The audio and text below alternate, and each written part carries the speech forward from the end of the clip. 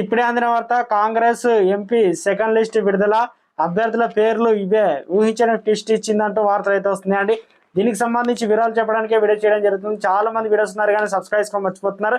దయచేసి channel subscribe చేసుకొని bell icon all మీద ట్యాప్ చేయండి. ఇటువంటి ఇంపార్టెంట్ ఇన్ఫర్మేషన్ మిస్ అవ్వకుండా మీ ఫోన్ నోటిఫికేషన్ రూపంలో వస్తుందండి. చాలా మంది మీరు చూస్తున్నారు కానీ లైక్ చేయడం లేదండి. దయచేసి లైక్ చేయండి, ఇన్ఫర్మేషన్ అందరిలో తెలుస్తుంది. తెలంగాణలో కాంగ్రెస్ లోక్సభ అభ్యర్థుల ఎంపికపై ఉత్కంఠ పెంచుతుంది. ఇప్పటికే దాదాపు జాబితా సిద్ధమైనట్లు భావిస్తున్న సమయంలో కొత్త ట్విస్ట్ అయితే తెర మీదకి వచ్చింది. ఇంకా 6-7 సీట్లపైన స్పష్టత రావాల్సి ఉందని చెబుతున్నారు. భువనగిరి సీటు కోసం పార్టీలో పోటీ ఎక్కువగా ఉంది. పార్టీలో కొత్తగా చేరిన వారికి సీట్లు ఇవ్వడం పైన పలువురు పార్టీ హైకమాండ్ సంప్రదిస్తున్నారు. దీంతో తొలి జాబితా పైన తుది కసరత్తు ఆ తర్వాత పేర్లను ప్రకటించాలని భావిస్తున్నారు. కొనసాగుతున్న ఉత్కంఠ కాంగ్రెస్ అభ్యర్థుల మలి జాబితా ఉత్కంఠ కొనసాగుతుంది. ముఖ్యంగా ఖమ్మం, నిజామాబాద్, కరీంనగర్, మెదక్, హైదరాబాద్ సీట్లలో అభ్యర్థుల ఎంపిక పెండింగ్లో పడినట్లు చెప్తున్నారు. సిఈసి సమావేశంలో సికింద్రాబాద్ దాన నాగేంద్ర, మల్కాజ్గిరి పట్టణం సునీత మహేందర్ రెడ్డి, చేవెళ్ల రంజిత్ రెడ్డి, వరంగల్ నుంచి పసునూరి దయాకర్ రావు, పెద్దపల్లి గడ్డం వంశీ, నాగర్కల్ నుంచి మల్లు రవి, ఆదిలాబాద్ నుంచి డాక్టర్ సుమలత సీట్లపై స్పష్టత వచ్చినట్లు సమాచారం.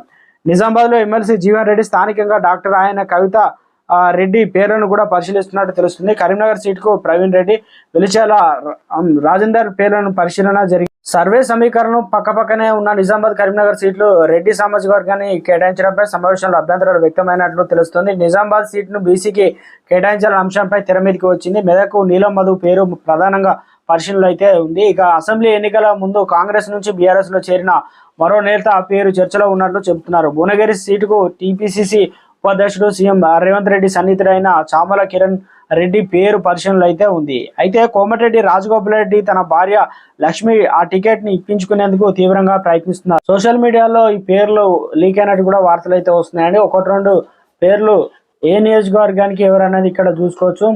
పేర్లు మార్చే అవకాశాలు ఇవే, ఫైనల్ కాకుండా మార్చడానికి అవకాశాలు కూడా ఉన్నాయంటున్నారు రాజకీయ నిపుణులు.